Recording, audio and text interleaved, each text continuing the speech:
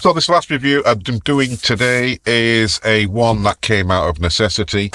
Bit of a pain really. I've got the OSMO Pocket 3, as you can see here. Comes with a little case. I've lost it. Absolute gutted, pain in the ass. But anyway, we fixed that by going on to Amazon and getting this product here. It's the BRDRC carry case for OSMO Pocket. Let's see what we get.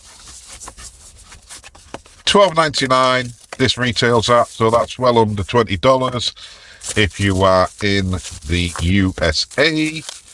Probably about 14-15 euros if you're in Europe. Now, on first inspection, nice quality material. It's got like a plastic feel with like a leather sort of finish to it. We've got the two zips, little strap there, all good. Now what's in here? It's rattling.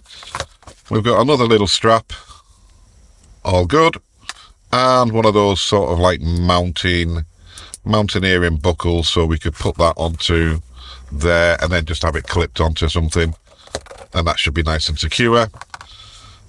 Does it fit the product itself? Fits in nicely. Which way does it go? Ah, there we go. Goes in that way.